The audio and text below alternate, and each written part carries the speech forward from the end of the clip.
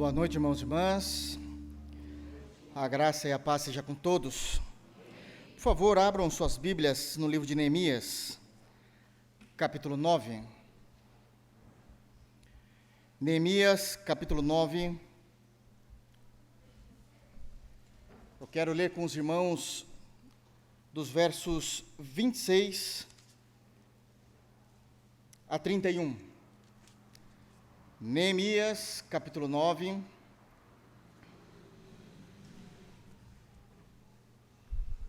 versículos de número 26 a 31, e assim daremos sequência nessa série de mensagens pregadas no livro de Neemias. Amém? Todos abriram? Podemos ler? Diz assim o texto bíblico: Ainda assim foram desobedientes e se revoltaram contra ti.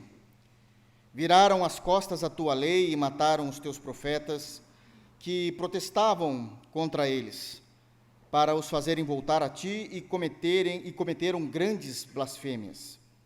Pelo que os entregaste nas mãos dos seus opressores, que os angustiaram, mas no tempo de sua angústia, clamando eles a ti, dos céus tu ouvistes, e, segundo a tua grande misericórdia, lhes deste libertadores que os salvaram das mãos dos que os oprimiam.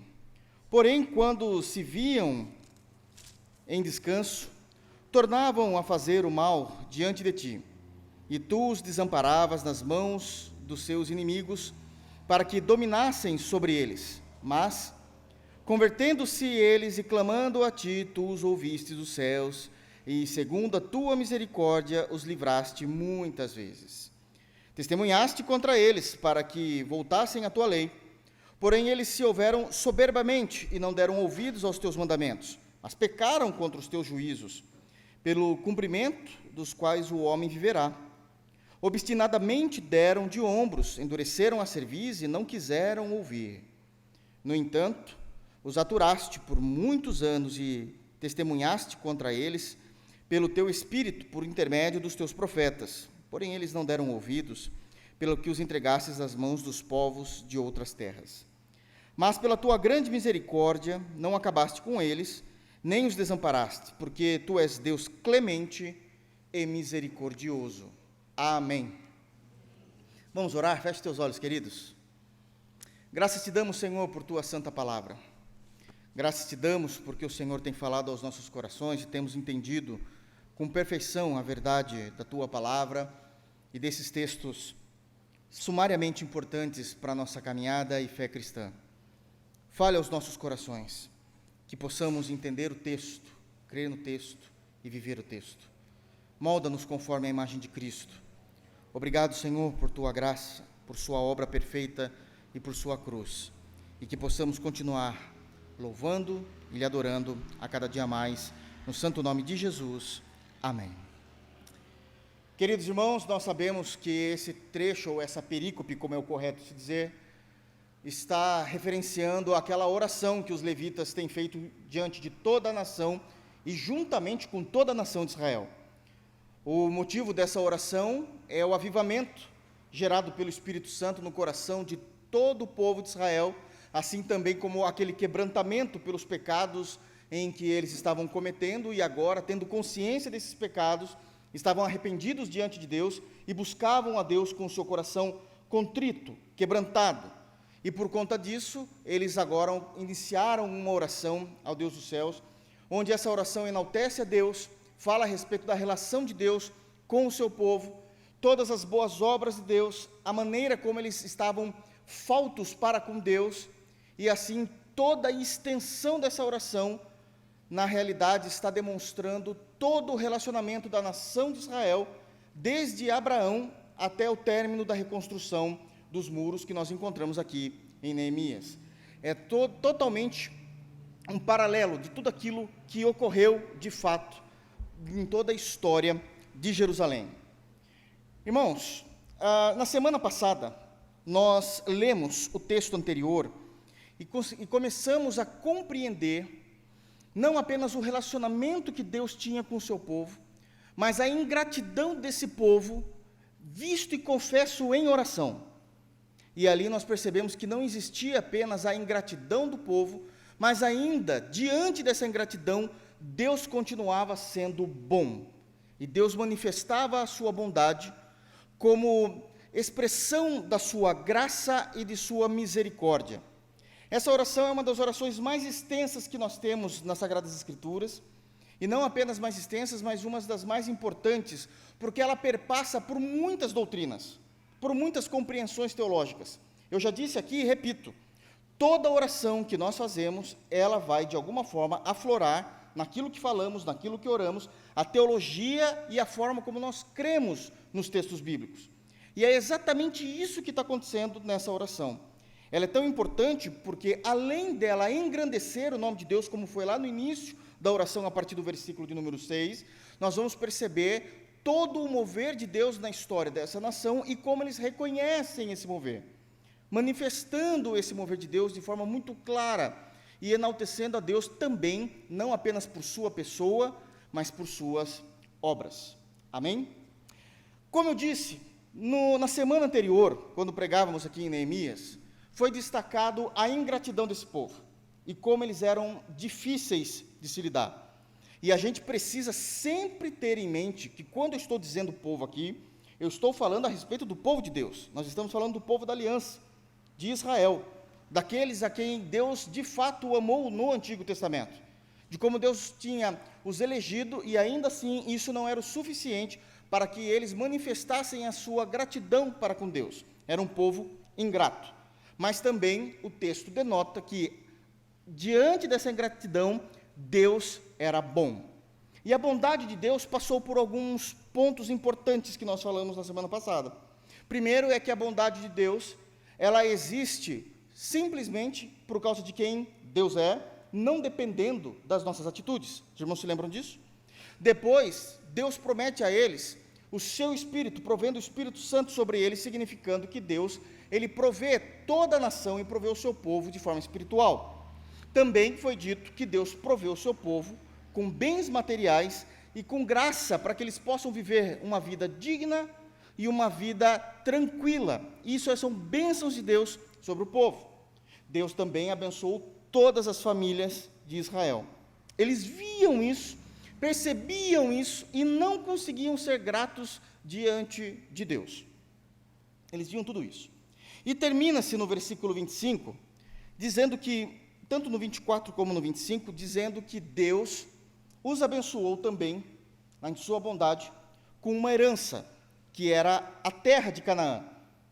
E que essa terra não foi uma conquista. Essa terra não foi um prêmio que eles conquistaram. Não é uma vitória. Essa terra é fruto da bondade e da graça de Deus. E ela veio perfeitinha. Olhem lá no versículo 25, dizendo que eles tomaram cidades fortificadas, a terra era fértil, possuía casas cheias de toda sorte de coisas boas, possuía cisternas cavadas. Quando a gente fala de Israel, naquele período da história, a gente está falando de mais ou menos 2.500 anos atrás, o como isso precisa ser muito bem evidenciado, porque era muito difícil isso existir, mas já estava totalmente prontos. Existiam vinhas e olivais e árvores frutíferas em abundância, comeram e se fartaram e engordaram e viveram em delícias pela tua grande bondade. Então o texto de fato fala da ingratidão desse povo e destaca a bondade de Deus, terminando nessa oração, eles se referindo que aonde eles estavam naquele momento, era fruto da bondade de Deus. Não era mérito deles, mas era a graça de Deus sobre a vida deles, e numa terra muito boa para se morar, tudo construído, tudo perfeitinho. Bom, teoricamente, a ideia, se pensar, é que eles estão agora no ápice da espiritualidade deles, diante de todas essas bênçãos. Mas, infelizmente, não foi isso que a gente leu, né? Não foi isso que nós lemos. Então, eles vão continuar a oração. Eles já citaram e, de alguma forma, confessaram que a história de vida deles, não necessariamente desse povo que está orando, mas de suas gerações, dos seus antepassados, é uma história marcada pela ingratidão. Marcado pela ingratidão. E vergonhosamente marcado pela bondade de Deus. Porque quando sabemos e temos consciência que somos ingratos, e Deus continua sendo bom, chega a ser até humilhante. Não sabemos muito bem lidar com isso. Não sabemos. Ainda que eles estejam numa terra muito boa, eles ainda não se aprumaram diante de Deus. E eles continuam revelando a Deus e confessando a respeito dos erros da nação. E agora o foco não é mais a ingratidão. Não é mais a ingratidão. A partir daqui vai ser trabalhado a inconsistência de uma vida espiritual para com Deus. Israel não foi um exemplo para nós. Israel não é um exemplo para a igreja. Israel é como um pêndulo de relógio. Uma hora está de um lado, outra hora está de outro. Israel, em um dia, estão glorificando a Deus e provando dos milagres de Deus, e agradecendo e louvando, de fato, compondo músicas e canções como nunca foram compostas, em adoração a Deus. No dia seguinte, estão blasfemando contra Deus, com deuses estranhos dentro de suas casas, e adorando deuses de forma que isso era um repúdio para Deus.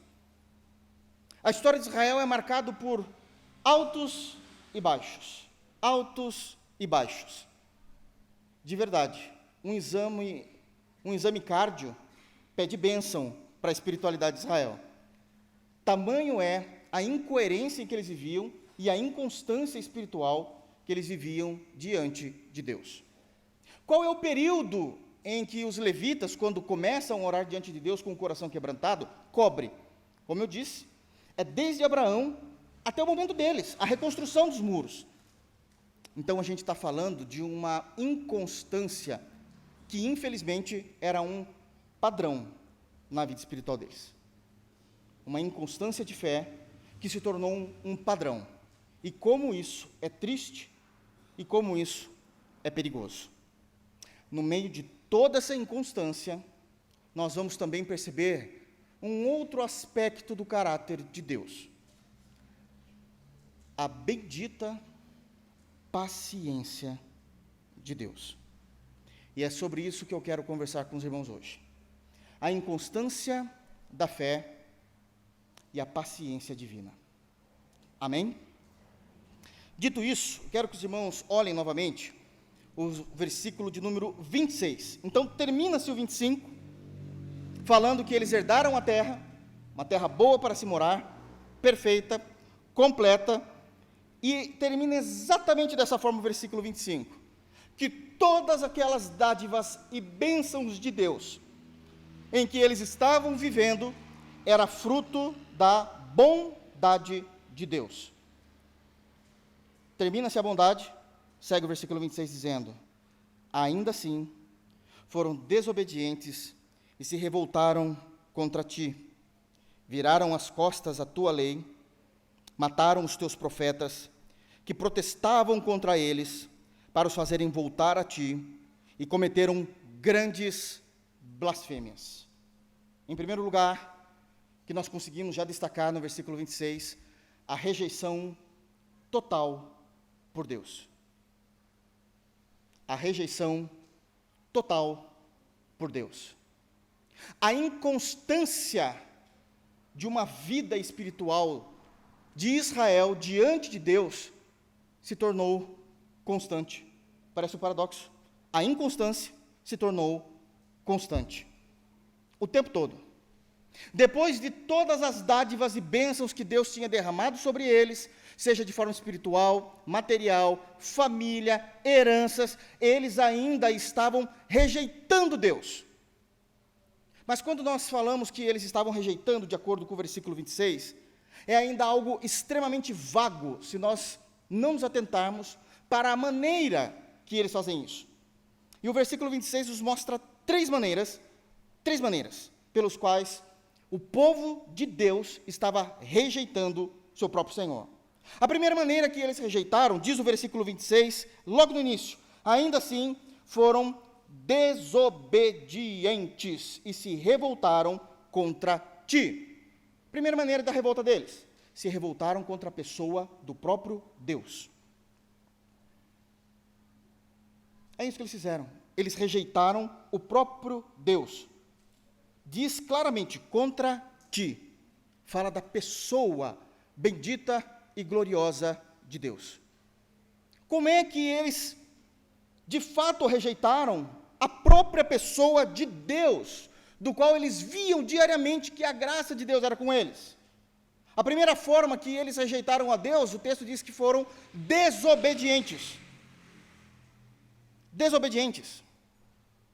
A desobediência, ela é fundamentada em alguns atos que são seríssimos quando nós conseguimos compreender essa atitude contra a pessoa bendita de quem é Deus.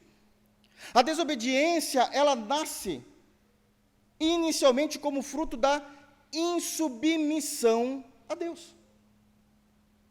Sabe o que é ser insubmisso ao Senhor? É saber quem é Deus, porque está falando da sua pessoa.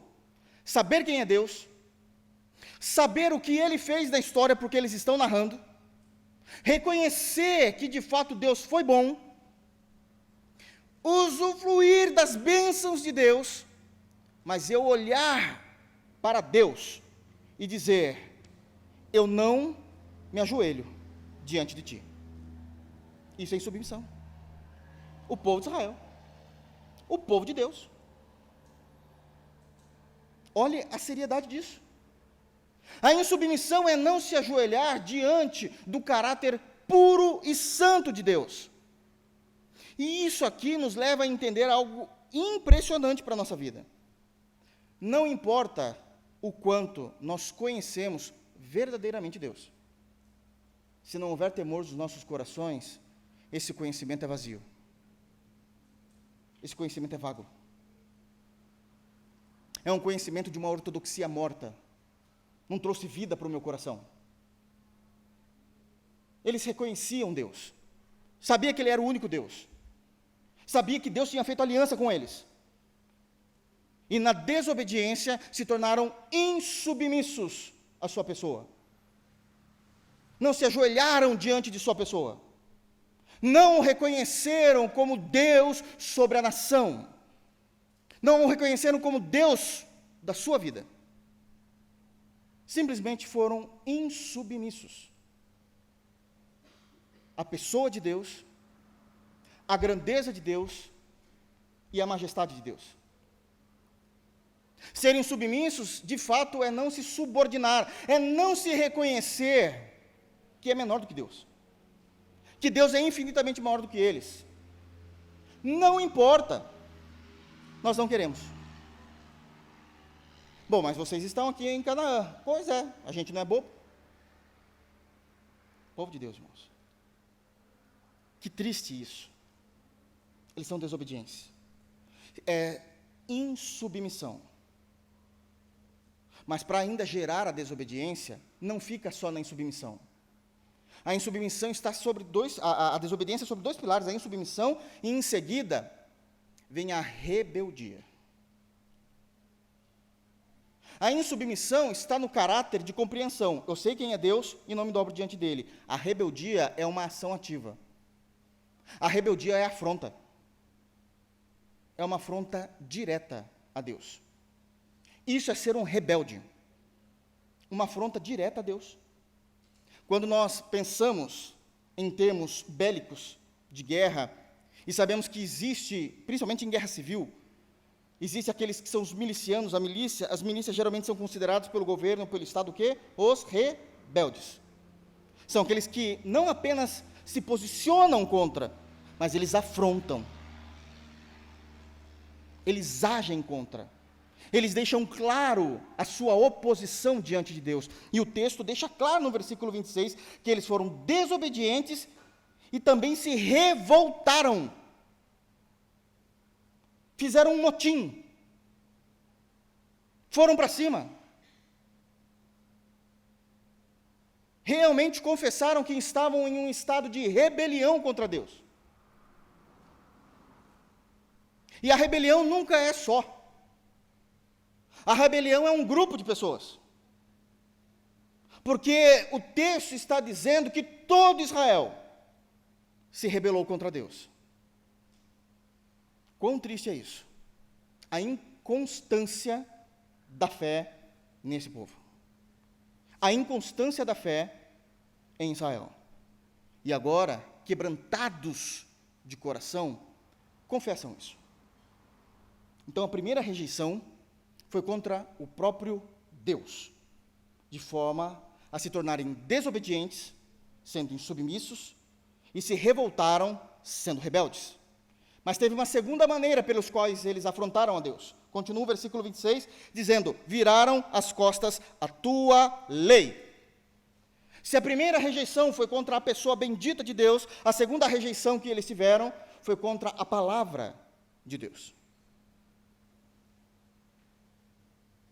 Virar as costas é desprezar a palavra de Deus. Desprezar. Eles tinham a Torá. Eles tinham Moisés. Eles tinham os salmos. Eles tinham os históricos. Eles tinham os profetas. Mas eles simplesmente viraram as costas. Virar as costas é desprezo, é desdém. Eu sei que as Escrituras estão diante de nós, mas eu não dou a mínima para isso. Virar as costas à lei de Deus é estabelecer a sua própria lei. Nós viveremos de acordo com o nosso próprio coração, com a nossa própria vontade. Deus não é o nosso guia. Nós não queremos isso. Virar as costas, de fato, é uma sensação que está no hebraico, dizendo que eles tinham, é até feio de falar, irmãos, o texto significa que eles tinham repulsa da palavra de Deus. Nós aqui no Brasil, quando falamos que temos repulsa, geralmente repulsa está ligado a, desculpe a expressão, nojo. Isso me dá nojo, isso me causa repulsa. Era a maneira como eles olharam para a lei de Deus e viraram as costas para a lei de Deus. Por que é que eles fizeram isso? Como pôde? Como é que puderam fazer isso com a palavra de Deus? A resposta é simples. Quanto mais do secularismo e do mundanismo está no nosso coração, mais a palavra de Deus é um estorvo para a nossa vida. Israel nunca escondeu o seu pecado. Eles amavam a maneira como os povos vizinhos viviam. Eles gostavam da glória dos povos vizinhos, da fama dos povos vizinhos, do poder bélico dos povos vizinhos, das festas dos povos vizinhos. Eles gostavam da sensualidade dos povos vizinhos. E os crentes caem nesse erro também. Os crentes amam como a mídia dita a moda, as trends da vida, e o jovem sabe do que eu estou falando. A sensualidade, as roupas, os biquinhos nas fotos e nos vídeos, nos reels, o sucesso que eles têm, o dinheiro que eles ganham com isso.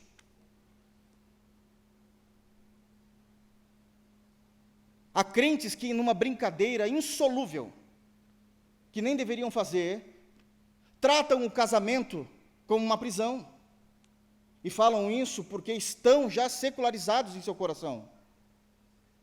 A alegria é se eles pudessem ter todos os privilégios, entre aspas, do mundanismo. Eu saio com quem eu quero, durmo com quem eu quero. Se eu precisar sonegar imposto, eu sonego. Não deve haver alegria em nós nessas coisas. O pecado de Israel sempre foi notório. Eles olhavam para a cerca vizinha e amavam aquilo que eles viam. Uma vez que a palavra de Deus foi apresentada ao povo, eles deram as costas em repulsa à palavra de Deus. E isso é uma forma de rejeitar a Deus. Rejeitaram a sua pessoa. A segunda maneira, rejeitaram a sua palavra. Terceiro lugar, ainda versículo 26. E mataram. Prestem atenção nisso no versículo 26, queridos. Isso aqui tem uma doutrina muito importante que eu quero discorrer aqui com os irmãos. E mataram os teus profetas, que protestavam contra eles, para os fazerem voltar a ti. A malignidade de Israel chegou ao ponto do povo de Deus matar os profetas de Deus. O povo de Deus se tornou assassino. Não achemos que somos melhores do que eles. Podemos cair nos mesmos erros. Pode ser que seja um absurdo acontecer isso fisicamente, mas espiritualmente, emocionalmente, moralmente. Podemos acabar com a vida de alguém, de homens de Deus, de mulheres de Deus, de irmãos em Cristo piedosos. Eles mataram os profetas, do qual o próprio Deus tinha levantado, homens de Deus. Eles mataram os mensageiros de Deus, dos quais Deus colocou no meio deles, para que repreendessem eles conseguissem ter consciência do seu pecado, viessem ao arrependimento e adorassem a Deus. Não, mate-os. Matemos todos. Matemos os mensageiros. Não queremos ouvir. Me atrapalha. Fere o meu ego. Fere os meus sonhos. Fere a minha visão. Fere meus objetivos. São um atrapalho divino. Qual é a tristeza que nós temos com essa terceira maneira em que Israel, de fato, rejeitou a Deus, rejeitou sua pessoa, a sua palavra e agora seus mensageiros? O grande problema é que cerca de 550 anos depois, é muito tempo, 550 anos depois, Jesus, o nosso Senhor e Salvador, falou a mesma coisa. Eles continuaram. Abram, por favor, em Lucas, Evangelho segundo Lucas, capítulo 13, queridos. E prestem muita atenção no que será dito aqui. E vocês vão perceber uma reviravolta na história. Uma reviravolta muito ruim. Muito ruim. Lucas, capítulo 13, versículo de número 34.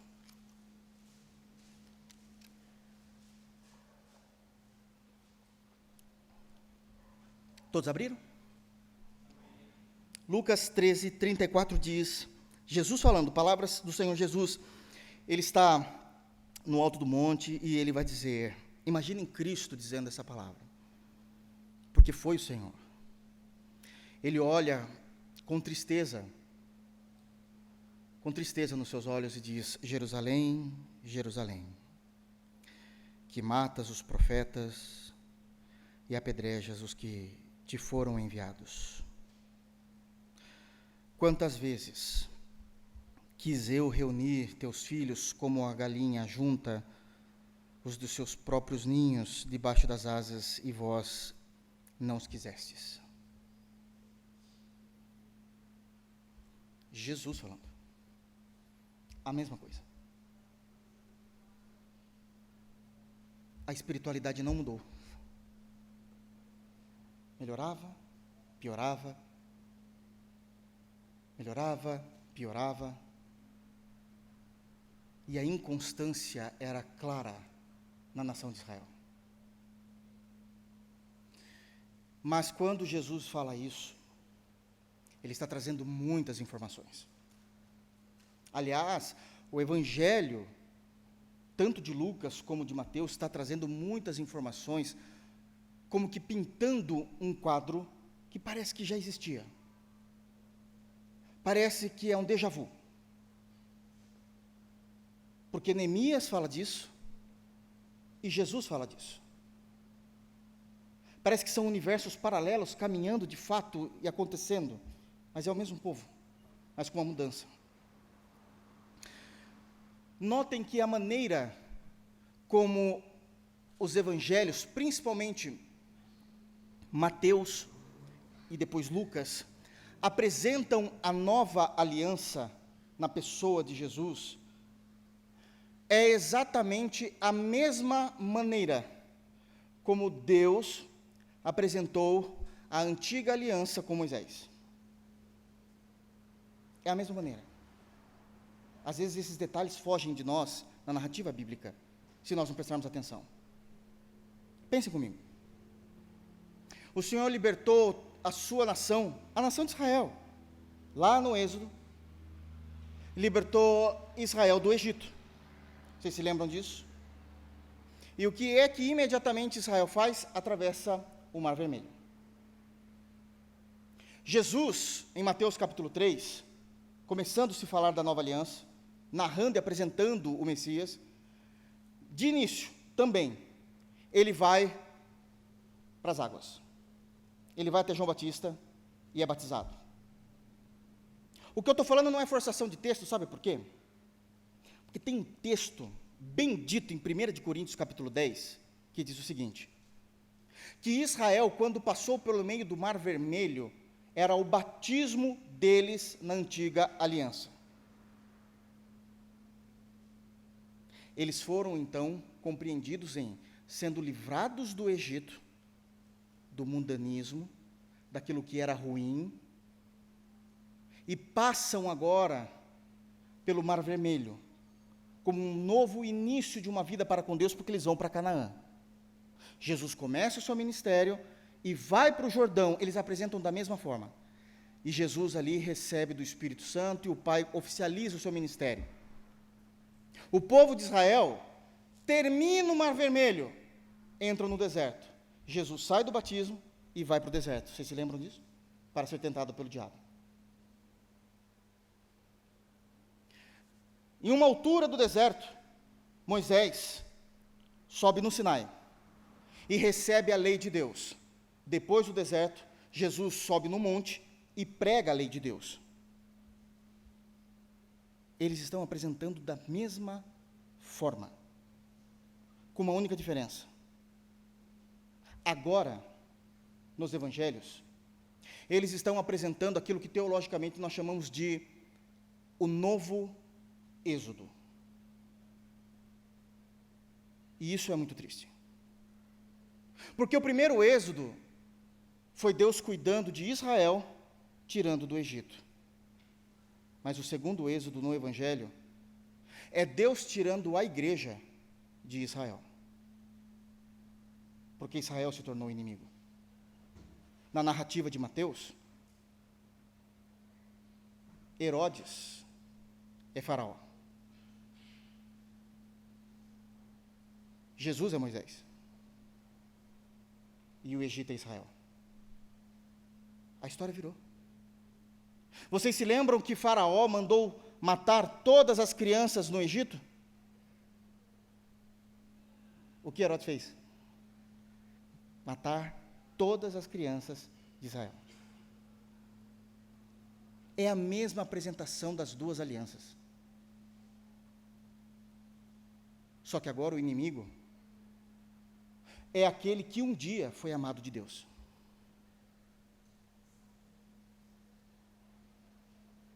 Isso significa que pode ser,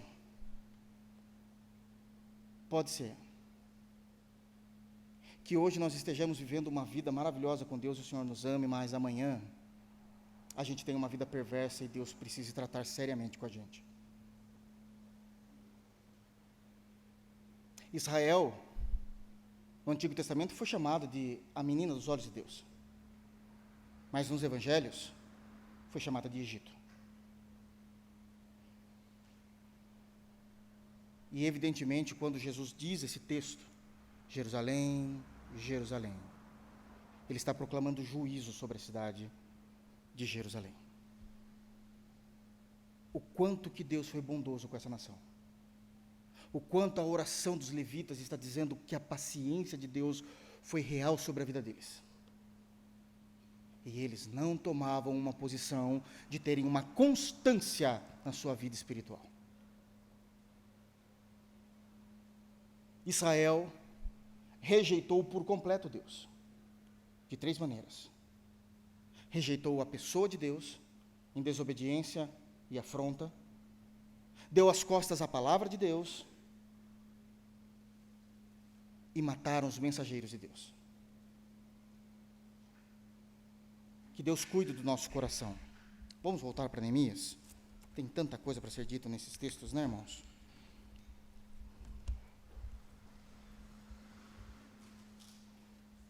Ao rejeitarem Deus,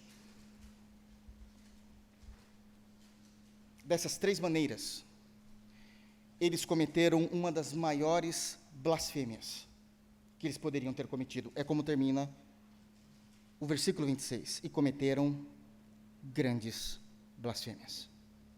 Às vezes nós achamos que blasfêmias são coisas apenas faladas, xingamentos a Deus. Não. Não é isso que o texto bíblico nos ensina. Dar as costas à palavra de Deus para tomarmos uma decisão a partir do nosso próprio coração, aqui está sendo apresentado como blasfêmia. Afrontar a Deus entre os pensamentos de Deus e os nossos pensamentos, o texto aqui fala que é blasfêmia. Está escrito no final do versículo 26.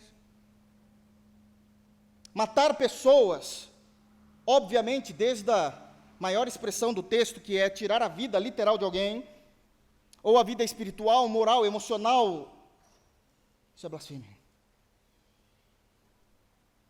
Isso é cometer as maiores blasfêmias contra Deus. Então, em primeiro lugar, o que o texto diz a respeito dessa inconstância é que Israel rejeitou totalmente a Deus. Em segundo lugar, versículo 27. Pelo que os entregastes nas mãos dos seus opressores, que os angustiaram, mas, no tempo da sua angústia, clamando eles a ti dos céus, tu os ouvistes, e segundo a tua grande misericórdia, lhe destes libertadores, que os salvaram das mãos dos que os oprimiam. Em segundo lugar, a disciplina rigorosa de Deus. A disciplina rigorosa de Deus. A inconstância de uma vida diante de Deus fez com que o nosso Senhor trouxesse uma disciplina pesada, séria, difícil, dolorida, sobre toda a nação. O texto aqui está se referindo agora ao período de Juízes. É todo o período de Juízes, onde Deus levantava juízes quando eles clamavam como libertadores para os ajudar. Para o ajudar. Mas o texto é claro em dizer que foi Deus, diz o versículo 27, que Deus entregou o seu povo nas mãos do inimigo, para que o inimigo afligisse o povo de Deus com guerras, perseguições e adversidades. Agora, notem comigo aqui no versículo 27, é dito que este sofrimento que eles estão passando é fruto da desobediência para com Deus. É fruto de uma inconstância da fé. Em outras palavras, queridos irmãos, a inconstância em qualquer área da vida sempre irá te levar ao fracasso. A inconstância sempre irá te levar à derrota. Sempre. É o que a inconstância está fazendo com o povo de Deus. Deus abençoou, revelou sua bondade, rejeitaram a Deus, afrontaram Deus. Então agora eles estão sofrendo. Como resultado. É Deus fazendo isso. É Deus castigando o seu povo. É Deus corrigindo o seu povo. E de forma difícil. Porque aqui são perseguições, são guerras, há mortes, há destruição. É isso que eles estão fazendo. Eles não precisavam estar passando por nada disso. Mas porque foram desobedientes, rebeldes e rejeitaram a Deus, diz o versículo 27, pelo que entregaste nas mãos dos seus opressores. Não precisavam passar nada disso. E é interessante isso, queridos, porque tem gente que paga para ver. Paga para ver. Deus está orientando pela sua palavra. Deus está falando ao coração pela pregação bíblica. Deus está falando nos devocionais. A pessoa ouve, faz que não é com ela e não muda, não toma atitude. vai sofrer. Porque Deus corrige o filho a quem ama. E se Ele te ama, e você é um mau aluno para não aprender com a palavra, vai vir chumbo grosso. Isso não é profecia não, isso é bíblico. Já está escrito. Vai vir chumbo grosso. E a escola de Deus dói. Fale para mim uma correção que não doeu de Deus. Quando Davi pecou, Deus levou o filho dele. Para quem é pai sabe o que significa isso. Para quem é mãe sabe o que significa isso, perder um filho. Para pai e mãe a gente fala assim, leva a gente, não leva meu filho. Não mexa nele. Deus levou. Com essa nação, muitos foram mortos, a sangue frio. Foram invadidos, perderam sua identidade, sua liberdade. E às vezes eu percebo que é difícil a igreja brasileira entender isso, porque a gente nunca passou, e a gente acha que isso aqui é um conto de história, a gente acha que é Mel Gibson, no cinema. Não é. Isso é sério. A gente sabe como é a gente aqui, né? Dá uma chuvinha semana passada e a gente já fica com medo. Vocês não têm ideia do que é um exército inimigo invadindo, destruindo a nossa casa. Levando nossa família. E levando para lugares diferentes. Você nunca mais vê sua esposa. Nunca mais vê seu filho. Nunca mais vê seu esposo. Deus fez isso. Por causa da inconstância da fé. Não precisavam isso. Não precisavam. Mas o texto segue no versículo 27 dizendo: mas no tempo da sua angústia, clamando eles a ti, dos céus tu os ouvistes, e segundo a tua grande misericórdia lhe destes libertadores que os salvaram das mãos dos que os oprimiam. No tempo da dificuldade, todo mundo vira crente. Começa a doer e apertar, vamos orar, irmão. Vamos orar, mulher. Você não ora também? Até culpa os outros. Aí começa a orar, jejuar, ler a Bíblia, quer decorar versículo. Que bom! Até quando? É até quando essa vontade? Isso é legítimo ou é só para Deus livrar você? É isso que o texto está falando. No tempo da dificuldade, eles viravam crentes. E buscavam a Deus, oravam a Deus. Estamos em dificuldade. E sabe o que é difícil? Que Deus era paciente.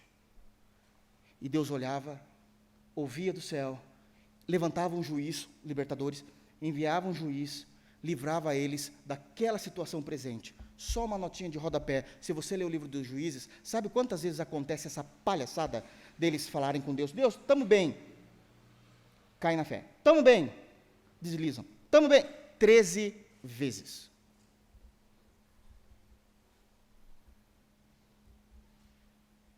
Três vezes. Haja paciência.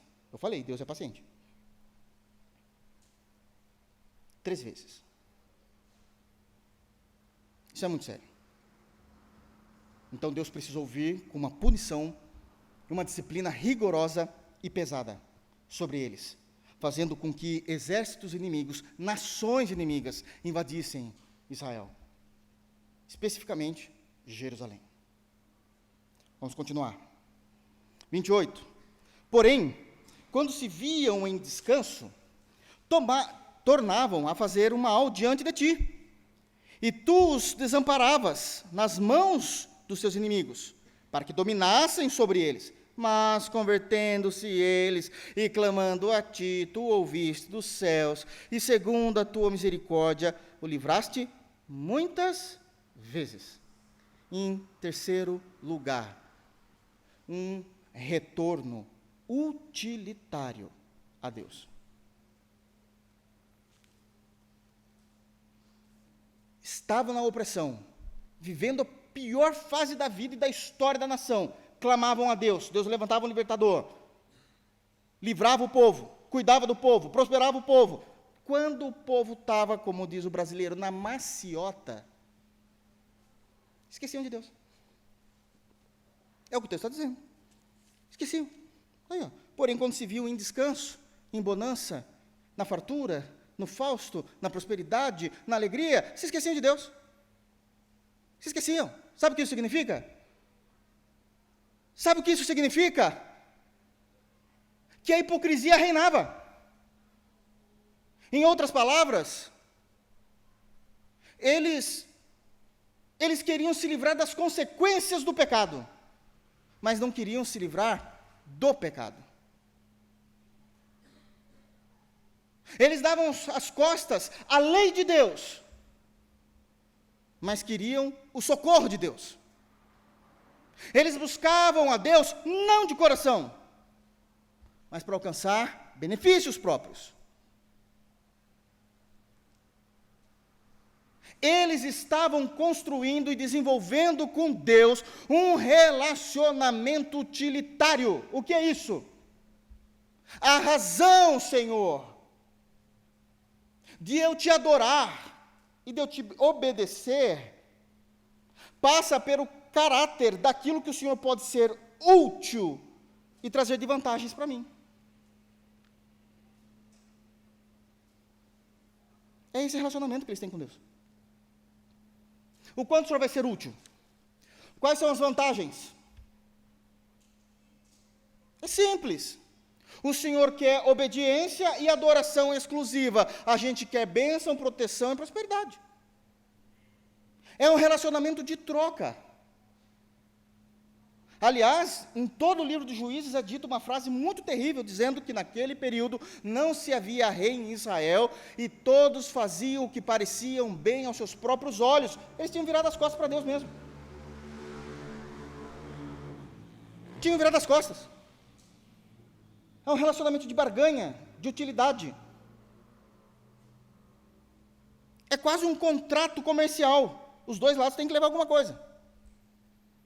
Eu não te respeito como Deus, mas o Senhor tem o que eu quero e o Senhor vai ter o que quer.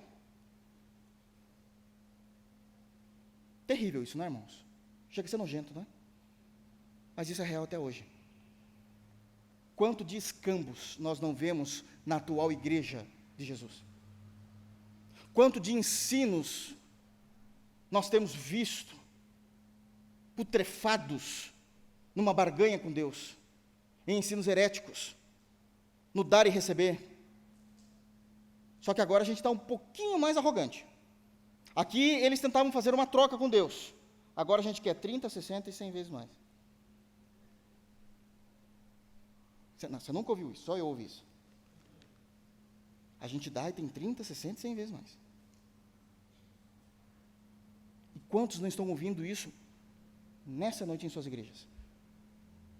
Que o relacionamento com Deus é de uma forma que eles vão ter 30, 60 e 100 vezes mais. E eles estão felizes porque eles vão ter algo, não porque eles estão adorando a Deus. É extremamente sério esse momento da oração. A maneira como eles descreveram, quando eles olham para trás e falam, por que é que a gente fez isso? Onde estávamos com a cabeça? Qual a consciência que nós tínhamos da seriedade disso daqui? Porque eles estavam, de fato, desenvolvendo um relacionamento utilitário para com Deus. E o texto continua, versículo 29. Testemunhaste contra eles, para que voltassem à tua lei. Porém, eles se houveram soberbamente, não deram ouvidos aos teus mandamentos, mas pecaram contra os teus juízos, pelo cumprimento dos quais o homem viverá, obstinadamente deram de ombros, endureceram a cerviz e não quiseram ouvir. Em quarto lugar, o texto diz que Deus é o Deus que estende a mão ao seu povo. E que muitas das vezes o seu povo renega a ajuda de Deus. É o que diz o versículo 29, testemunhaste contra eles, para que voltassem à tua lei. O Senhor estava exortando eles, ajudando-os, estendendo as mãos, para os ajudar, para os guiar. O Senhor estendeu as mãos porque o Senhor nos amou. De alguma forma inconcebível, o Senhor nos amou. E o Senhor estava apto a nos ajudar. O Senhor nunca nos deixou sozinho no retorno à tua casa. O Senhor nunca nos deixou sozinho no retorno à tua lei. Queridos, lembre-se que quando eles saíram da Babilônia, para voltarem para Jerusalém. É o período que a gente está aqui em Neemias. Deus fez com que os povos dessem bênçãos para Israel, para que eles pudessem ter toda a providência. Deus não nos deixa sozinho para voltar. Eu estou estendendo a mão.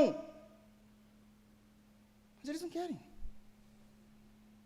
E Deus ajuda mesmo. Abram, por favor, no livro de Salmos, Salmos 40. Conhecidíssimo Salmos 40, do verso 1 a 5. Olha o Deus que nos ajuda. O Deus que nos estende a mão. O salmista dizendo, verso 1, esperei confiadamente pelo Senhor. Ele se inclinou para mim e me ouviu. Quando eu precisei, Ele estava lá. Nas madrugadas da minha vida, o Senhor já estava desperto. Ele não dormitava. Não importa o horário que eu o buscasse dizendo, e começasse, rasgasse meu coração dizendo, Senhor meu Deus, em nome do Senhor Jesus, e Ele estava ali presente, desperto. Como uma criança de 2, 3 anos, depois de ter dormido 8 horas. Despertíssimo. Cheio de graça, energia, vida, pronto para nos ouvir. Nós esperamos com paciência, Ele ouviu, quando clamei por socorro, tirou-me de um poço de perdição. Quem tirou o salmista? Responda em nome de Jesus, quem tirou o salmista? Deus, é Ele que nos traz de volta. Ele não pede para subir o poço sozinho. É Deus estendendo a sua mão. Nos tirou de um poço de perdição, de um tremedal de lama, colocou-me os pés sobre uma rocha e me firmou os passos. Não me deixou num ambiente inseguro, instável, mas fez com que eu tivesse um ambiente para andar em segurança, em graça e em firmeza. É Deus. Não somos nós. Não somos nós. E isso seria o suficiente? Não para Deus. Porque Deus quer firmar os passos e colocar a sua santa alegria em nosso coração. E por isso Ele diz, e me pôs nos lábios um novo cântico, um hino de louvor ao nosso Deus. Muitos verão essas coisas, temerão e confiarão no Senhor. Não é só tirar de uma situação desagradável, é firmar os nossos pés e colocar a alegria do Espírito Santo nos nossos corações. Isso é Deus.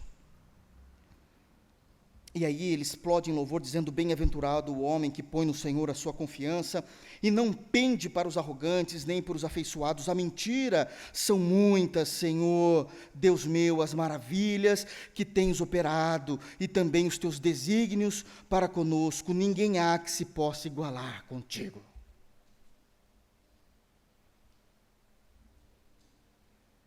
É disso. O Deus que estende as mãos. O Deus que estende as mãos. Mas diz o texto do versículo 29, porém eles agiram de uma forma inesperada. Deus estendeu as mãos. E qual a reação dessa geração de Israel para com Deus? A ajuda de Deus. E aqui é numerado. Versículo 29 diz assim, porém eles se houveram soberbamente. Eles olharam a ajuda de Deus e rejeitaram a ajuda de Deus com arrogância, com altivez de espírito, se colocando superior à ajuda de Deus. Está aqui no texto, soberbamente. Segunda maneira, não deram ouvidos, novamente, viraram as costas aos mandamentos de Deus. Terceiro motivo, mas pecaram contra os teus juízos. Não apenas deram as costas, mas começaram a viver a sua própria vida, afrontando Deus. Quarto motivo, Agiram de forma obstinada. Sabe o que é isso? Não abro mão da minha linha de pensamento, das minhas ideias. Vai ser assim. Está obstinado, está louco. Não importa quem eles machuquem. Não importa se eles vão pecar contra Deus. Não importa se eles vão ter que ferir pessoas. Eu vou chegar aonde eu quero.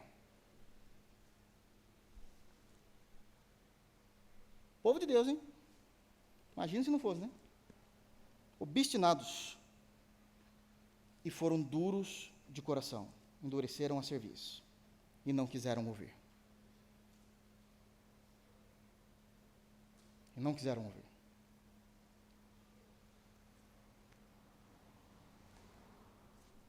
Entendem, queridos, a seriedade?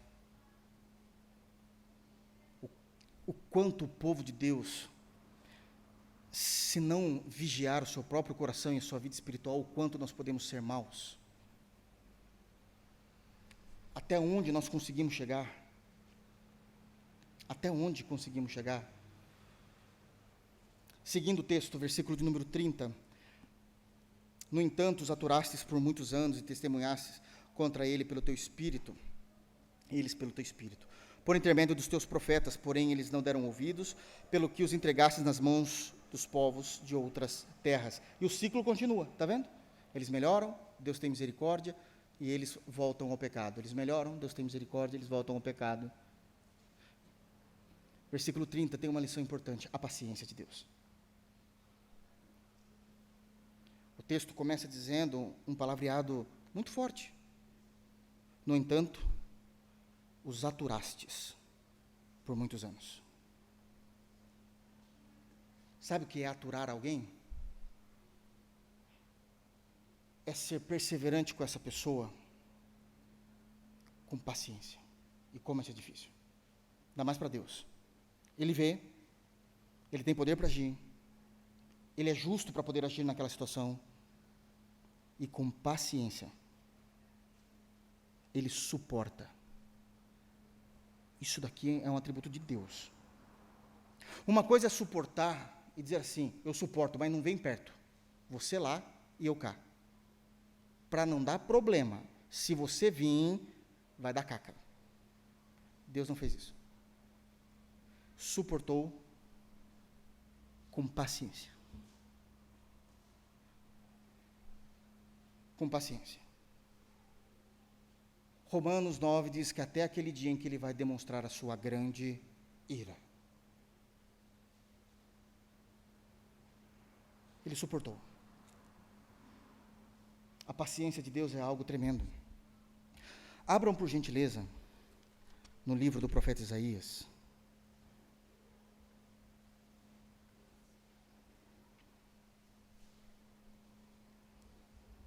O livro do profeta Isaías, capítulo 48. E olha a paciência de Deus. O profeta Isaías, se vocês verem o capítulo 48, olha o subtítulo do capítulo 48. Só olhe, não fale nada. De novo estão dando problema. Eu estou falando, a inconstância é absurda. A inconstância é absurda. A rebeldia de Israel. De novo. E Deus está tendo paciência. E ele fala disso. Só que aqui chama atenção. Porque ele diz no versículo 11, por amor de mim. E ele repete, ele está trazendo intensidade na verdade que ele está dizendo. Por amor de mim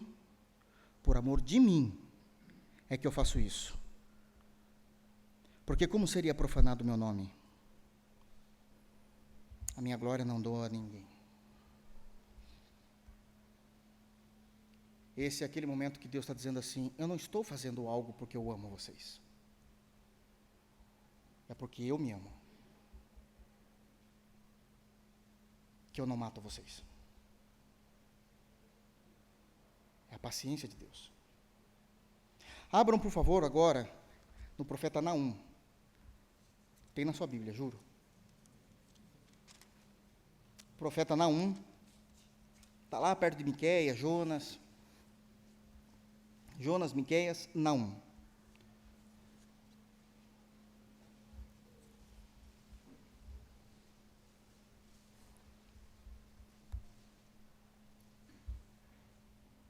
Eu já preguei Naum em nossa igreja. Já fiz a exposição do livro todo. Alguém lembra? Amém, né? Então, 2, 3, gato pingata. O profeta Naum já começa dizendo da ira e da misericórdia de Deus. E aqui, de fato, Deus está irado. Os irmãos se lembram muito bem do profeta Jonas, profeta fujão. Vocês se lembram de Jonas? Vocês se lembram por que Deus levantou Jonas? Para pregar para quem? Nínive. E ele pregou sobre Nínive. Ele não queria que Nínive fosse salva, queria que Nínive fosse destruída, mas Deus teve misericórdia e salvou Nínive. Jonas não gostou, mas o que importa é Deus. Deus gostou de salvar aquele povo. Deus trouxe a graça sobre um povo que não era Israel, salvando os gentios, um povo gentil no Antigo Testamento. Qual o problema? Passou-se aquela geração e aquela geração não manteve a sua fidelidade a Deus. Deus levantou outro profeta, Naum, para destruir Nínive agora. Nínive vai ser destruída. E diz assim, versículo, vamos ler do 1, eu quero ler o 3, mas para vocês terem uma ideia. Sentença contra Nínive. Livro da visão de Naum, o Eucosita. O Senhor é Deus zeloso e vingador. O Senhor é vingador e cheio de ira. O Senhor toma vingança contra os seus adversários e reserva a indignação para os seus inimigos. Não é um jeito tão legal de iniciar um livro, né? Mas aqui está mostrando um caráter de Deus que as igrejas escondem. Deus é amor, Deus é amor. É verdade, Deus é amor, mas também Ele é vingança, Ele é ira. A gente precisa lidar com essas duas características de Deus. E o Novo Testamento também fala isso. Mas no Novo Testamento, então não está entendendo nada. O Novo Testamento também fala isso. Romanos 11, a partir do versículo 28 e 29, fala assim, olha, vocês precisam se atentar para a ira de Deus. Não considerai só a bondade de Deus, mas considerai a ira de Deus. Paulo fala isso. Então Deus não está muito bem aqui com o povo, já viu que já começou mal. Só que Deus não ficou assim de uma hora para outra. Aí vem o versículo 3, que é o que eu quero ler com os irmãos. O Senhor é tardio em irar-se, mas grande em poder e jamais inocente o culpado. O Senhor tem o seu caminho na tormenta e na tempestade, e as nuvens são o pó dos seus pés. Deus está mandando Naum dizer, não estou irado com vocês do dia para a noite. Eu dei chance. Eu mandei um profeta. Eu cuidei de vocês. Eu salvei toda a nação. Eu não destruí Nínive. Mas vocês se tornaram os meus adversários. Numa mostra clara que Deus é um Deus de paciência. Mas Ele não inocenta o culpado, diz o texto. A paciência e a misericórdia de Deus têm um limite. Até Ele agir. A história descrita em Naum não é bonita. Nínive acaba. E Deus destrói de uma forma terrível. Com uma invasão terrível nessa cidade. Não usemos da paciência de Deus para continuarmos pecando contra Deus. Usemos da sua paciência para que possamos reconhecer o nosso pecado, voltar-se a Deus e viver uma vida íntegra diante de Deus. Em último lugar, lá em Neemias, versículo de número 31. Em último lugar, diz o texto, mas pela tua grande misericórdia, não acabaste com eles, nem os desamparastes, porque tu és Deus clemente e misericordioso. Isso tem a ver com a parte B do versículo anterior. Nós lemos no versículo 30. No entanto, os aturastes por muitos anos, e testemunhastes contra eles pelo teu espírito, por intermédio dos teus profetas. Porém, de novo, olha o ciclo, eles não deram ouvidos, pelo que os entregastes nas mãos dos povos de outras terras. Novamente Deus os entrega. E aí eles clamam, Senhor, nos ajuda, tem misericórdia.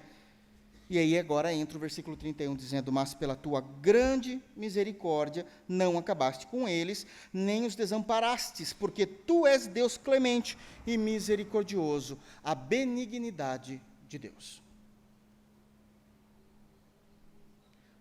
O motivo de você e eu, o motivo dessa geração de Israel não ter sido destruído, foi a benignidade de Deus. Foi o caráter bondoso de Deus. Foi a natureza pura de Deus. Foi o amor de Deus. Foi o carinho de Deus. Não teve nada a ver com Israel. Não tem nada a ver com você nem comigo. Tem a ver com a natureza benigna de Deus.